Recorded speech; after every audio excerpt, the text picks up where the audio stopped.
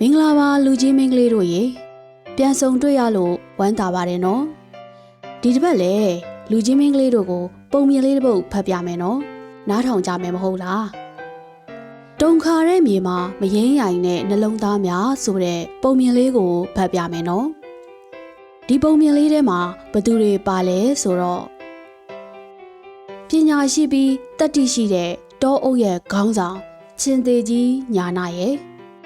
တွက်လက်ပြီးစူးစမ်းတတ်တဲ့ရုံငယ်လေးမောင်စူးစမ်းရဲ့လှပပြီးပြန်တန်းတာမြန်တဲ့လိပ်ပြာမကလေးပတောက်ရဲ့စီလုံးညင်ညွတ်မှုကိုမျက်နှိုးတဲ့ဘိုးရစိတ်ကလေးမောင်ဆန်ရှားနဲ့အံ့ဘွယ်စွမ်းအားတွေနဲ့ချစ်စရာကောင်းတဲ့ယူနီကွန်မြင်းဖြူလေးရဲ့ပါဝင်ပါတယ်ဒါဆိုရင်ပုံမြင်လေးစီတွားကြရအောင်တခါတော့ကတာယာလှပတဲ့တောအုပ်ကလေးတစ်ခုရှိတယ်။အဲ့ဒီတောအုပ်ထဲမှာချင်းသေးကြီးညာနာရုံကလေးမောင်စုဆန်းလိပ်ပြာမကလေးပတောက်ဘရွက်စိတ်ကလေးမောင်ဆန်ရှားနဲ့ယူနီကွန်မြင်းဖြူလေးတို့ဟာအတူတူပျော်ပျော်ရွှင်ရွှင်နေထိုင်ကြတယ်။နေသားတဲ့နက်နက်ခင်းတစ်ခုမှာရုံကလေးမောင်စုဆန်းဟာမြက်ခင်းပြင်မှာခုံပေါက်စော့ကစားနေတာပေါ့။လိပ်ပြာမကလေးပတောက်ကတော့ရောင်စုံပန်းလေးတွေပေါ်မှာတဝဲဝဲပြန်တန်းရင်ဝိရီဆုံနေတဲ့ကွယ်ပရွက်စိတ်ကလေးမောင်ဆန်ရှားကတော့သူ့ရဲ့အိမ်လေးစီအစာလေးတွေကိုစွစွစီစီနဲ့တည်သွားနေတာပေါ့ယူနီကွန်မြင်းဖြူလေးကတော့တောအုပ်ကလေးရဲ့အစုံမှာချိုမိန်တဲ့တစ်သီးလေးတွေကိုစားတောက်ရင်းပျော်ရွှင်နေတဲ့ချင်းသေးကြီးညာနာကတော့အရေးရတဲ့တစ်ပင်ကြီးအောက်မှာတရားထိုင်နေတာပေါ့ကွယ်အဲ့ဒီအချိန်မှာငြိမ်သက်နေတဲ့တောအုပ်ကလေးဟာရုတ်တရက်အတန်အကျယ်ကြီးမြည်ဟီးလာပြီးတုန်ခါသွားတယ်။ဟင်ဘာဖြစ်တာလဲလို့ရုံကလေးမောင်စူးစမ်းကအံ့ဩတကြီးနဲ့ပြောလိုက်တယ်။လိပ်ပြာမလေးပတောက်ကလည်းတုန်ခါနေတဲ့မြေကြီးပေါ်ကရိမ့်ထိုးနေတဲ့တစ်ပင်တွေပေါ်မှာသူ့ရဲ့ကိုယ်လေးကိုထိမ့်မှုခက်ခဲပြီးရိမ့်ရိုင်သွားတဲ့ပျော်စိတ်ကလေးမောင်ဆန်ရှားရဲ့တဲလာတဲ့အစာတွေကလည်းလွတ်ကျကုန်ပြီးသူ့အိမ်လေးတွေကိုအမြန်ဆုံးပြေးဝင်ဖို့ကြိုးစားတယ်။ယူနီကွန်မြင်းဖြူလေးကတော့သူ့ရဲ့လှပတဲ့ဥကြိုတွေကိုမြှောက်ပြီးဘာတွေဖြစ်နေလဲဆိုတာကိုစိုးရိမ်တကြီးနဲ့ကြည်နေတယ်။ချင်းသေးကြီးညာနာဟာချက်ချင်းမျက်လုံးဖွင့်ပြီးအားလုံးသတိထားကြဒါငလင်ပဲလို့အော်ဟစ်သတိပေးလိုက်တဲ့ချင်းသေးကြီးညာနာရဲ့အတန်ကြောင့်တိလိษံလေးတွေဟာကြောက်လန့်သွားပေမဲ့ချက်ချင်းပဲသတိဝင်လာကြတယ်။မောင်စူးစမ်းမြေကြီးပေါ်မှာအမြန်ဆုံးငုံထိုင်လိုက်ပြီးတော့ခိုင်ခန့်တဲ့ကြောက်တုံးကြီးဘေးမှာကပ်ပြီးခေါင်းကိုလက်နဲ့ကာထားလို့ချင်းသေးကြီးညာနာကလှမ်းပြောတယ်။ရုံကလေးမောင်စူးစမ်းဟာချက်ချင်းပဲချင်းသေးကြီးညာနာပြောတဲ့အတိုင်းလုပ်လိုက်တယ်။ပထောက်လေးနှိမ့်နှိမ့်လေးပြန်ပြီးတစ်ပင်အောက်ပိုင်းကအကိုင်းခတ်တွေကြားမှာနားနေအပေါ်ကပြုတ်ကျလာမယ့်အရာတွေကိုရှောင်ရှားနိုင်အောင်တတိထားလို့ချင်းသေးကြီးညာနာကလိပ်ပြာမလေးပတောက်ကိုဆက်ပြီးတတိပေးတယ်။လိပ်ပြာမကလေးပတောက်ဟာလိမ်မာပါးနက်စွာနဲ့တစ်ပင်အောက်ပိုင်းကိုပြန်တန်းပြီးအရွက်တွေကြားမှာခိုအောင်နေတယ်။မောင်ဆန်ရှာမင်းရဲ့အိမ်လေးကမြေကြီးထဲမှာခိုင်ခိုင်မာမာစောက်ထားတာဆိုတော့အိမ်ထဲမှာပဲငုံထိုင်ပြီးခေါင်းလေးကိုလက်နဲ့ကာထားလိုက်နော်လို့ချင်းသေးကြီးညာနာကပရွက်စိတ်ကလေးမောင်ဆန်ရှားကိုလှမ်းပြောပြန်တယ်။ပရွက်စိတ်ကလေးမောင်ဆန်ရှားဟာသူ့ရဲ့အိမ်လေးထဲမှာလုံခြုံစွာနဲ့ခေါင်းငုံထိုင်နေလိုက်တယ်။ယူနီကွန်မြင်းဖြူလေးမင်းရဲ့ကိုကကြီးမားပြီးတုတ်ခိုင်တော့လွင်ပြင်ကိုဖြည်းဖြည်းချင်းသွားပြီးအဆောက်အုံတွေတစ်ပင်အမြင့်ကြီးတွေနဲ့ဝေးဝေးမှနေပြီးတော့မင်းရဲ့မော့စွမ်းအားနဲ့ပတ်ဝန်းကျင်ကိုစောင့်ကြည့်ပေးပါဦးလို့ချင်းသေးကြီးညာနာကယူနီကွန်မြင်းဖြူလေးကိုပြောလိုက်ပြန်တယ်။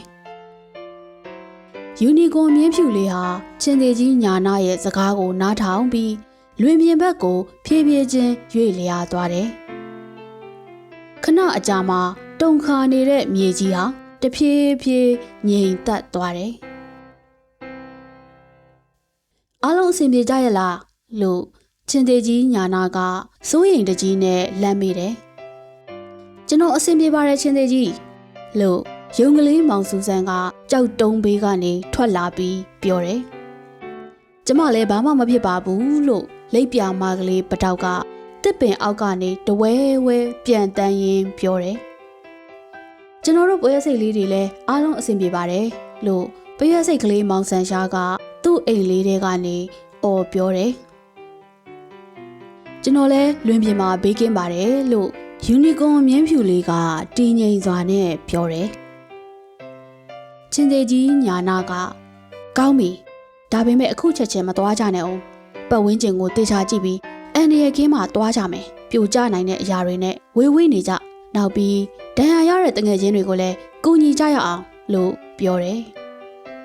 ဒါနဲ့ပဲသူတို့တငယ်ချင်း9ယောက်ဟာစီစီလုံးလုံးနဲ့ပတ်ဝန်းကျင်ကိုလှည့်ပတ်ကြည့်ရှုပြီးဒဏ်ရာရတဲ့တိရစ္ဆာန်လေးတွေကိုကူညီကြတဲ့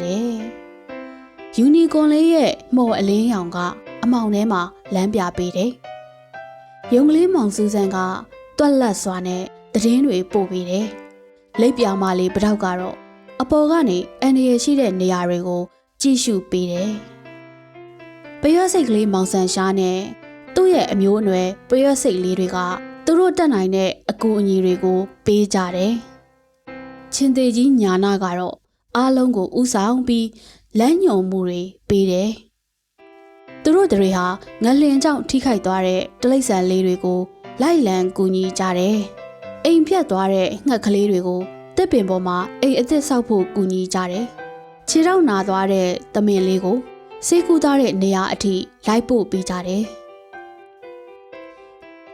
ငလင်ငိမ်သွားပြီးတောအုပ်ကလေးဟာငိမ်သက်သွားတဲ့အခါချင်းသေးကြီးကသူ့ရဲ့တငယ်ချင်းလေးတွေကိုကျင်နာစွာကြည့်လိုက်တယ်ငါတို့ရဲ့မြေကြီးဟာခဏတာတုန်ခါသွားပေမဲ့ငါတို့ရဲ့နှလုံးသားတွေကတော့မယိမ်းယိုင်ခဲ့ဘူးနော်အခက်ခဲတွေကြုံလာတဲ့အခါစီးလုံးချင်းနဲ့တတိရှိခြင်းကအကောင်းဆုံးလက်နက်ဆိုတာကိုဒီကနေ့ငါတို့သိယူခဲ့ရပြီလို့ချင်းသေးကြီးညာနာကပြောတယ်ရုံကလေးမောင်စူးစမ်းကခေါင်းကလေးကိုညှိပြီးဟုတ်ပါတယ်ချင်းသေးကြီးကျွန်တော်တို့အားလုံးတယောက်ကိုတယောက်ကူညီခဲ့ကြတာအရန်ကောင်းပါတယ်နောက်လဲဘလို့အန်ရမျိုးကြုံလာပါစေကျွန်တော်တို့အတူတူရင်ဆိုင်ကြမယ်နော်တဲ့လိပ်ပြာမကလေးပတောက်ကတော့သူ့ရဲ့လှပတဲ့တောင်ပန်လေးတွေကိုဖြန့်ပြီးကျမတို့ရဲ့နှလုံးသားတွေဟာကြောက်ရွံ့ခြင်းတက်စာနာထောက်ထားမှုနဲ့အတူရှိနေတာအရေးကြီးဆုံးပဲထင်ပါတယ်လို့ပြောတယ်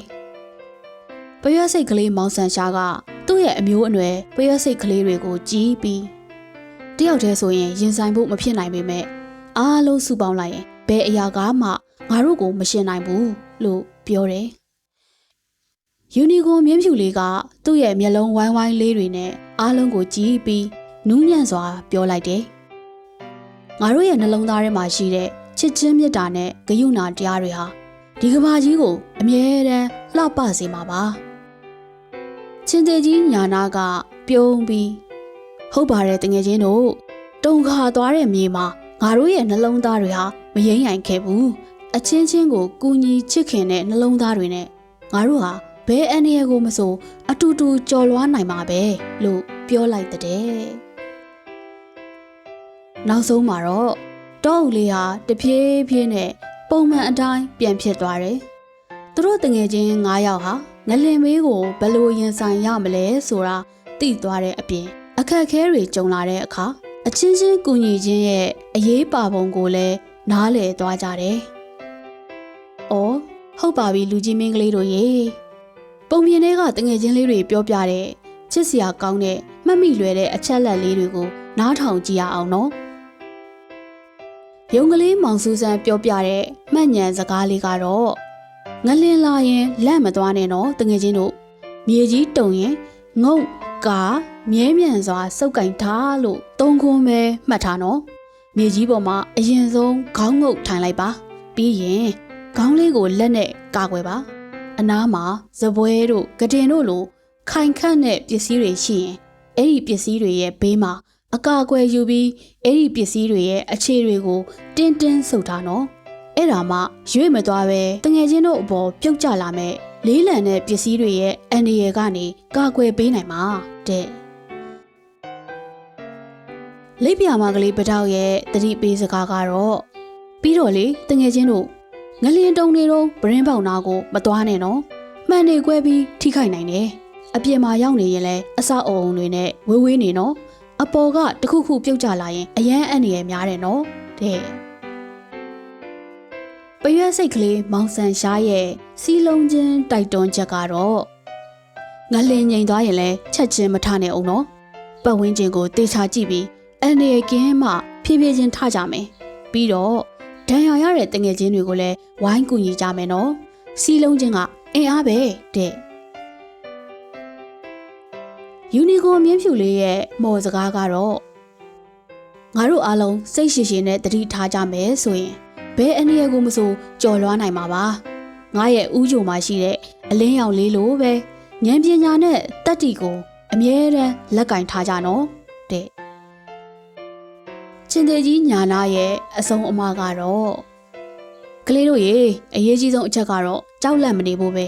ဘာလို့ရမလဲဆိုတာကိုသေချာမှတ်ထားပြီးလူကြီးတွေရဲ့စကားကိုနားထောင်ရင်အားလုံးဘေးကင်းနိုင်ပါတယ်အားလုံးကိုငါယုံကြည်တယ်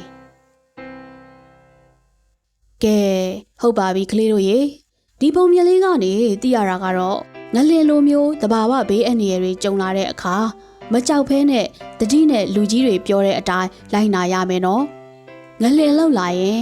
ငုတ်ကာကွယ်ဖမ်းကင်ထားဆိုတဲ့နီးလန်းကိုအသုံးပြုတာကကလေးတို့အတွက်အန္တရာယ်အကင်းဆုံးဖြစ်နိုင်ပါတယ်ကိုကာကွယ်ဖို့အတွက်မြေကြီးပေါ်မှာခေါင်းငုတ်ထိုင်ပြီးခေါင်းကိုလက်နဲ့ကာကွယ်ထားရမယ်ခိုင်ခန့်တဲ့ဇပွဲဒါမှမဟုတ်ဂဒင်းတွေဘေးမှာဝင်ပုန်းနိုင်ရင်ပိုကောင်းပေမဲ့အဲ့ဒီလိုခိုင်ခန့်တဲ့အကာအကွယ်တွေမရှိရင်ပြိုကျလာနိုင်တဲ့အစအုံပစ္စည်းတွေရဲ့အန္တရာယ်ကိုရှောင်ရှားဖို့ဟင်းလင်းပြင်နေရာတွေဘေးလွတ်ရာနေရာတွေကိုဖြည်းဖြည်းချင်းသွားပြီးအန္တရာယ်ကင်းအောင်နေကြရမယ်နော်အရေးကြီးဆုံးကတော့အားလုံးစီစီလုံးလုံးနဲ့ညီညီညွတ်ညွတ်ကူညီကြမယ်ဆိုရင်ဘယ်လိုအန္တရာယ်မျိုးကိုမဆိုရင်ဆိုင်ကြော်လွှားနိုင်တယ်ဆိုတာပါပဲနော်ကဲဒီတစ်ပတ်ပုံမြင်လေးကတော့ဒီလောက်ပါပဲနော်ပုံမြင်လေးကိုပျော်ပျော်ရွှင်ရွှင်နားထောင်ခဲ့ကြရပြီးဒီပုံမြင်လေးကနေကလေးတို့အားလုံးမှတ်သားစရာတွေရရှိလိမ့်မယ်လို့မျှော်လင့်ပါတယ်See ya တတာ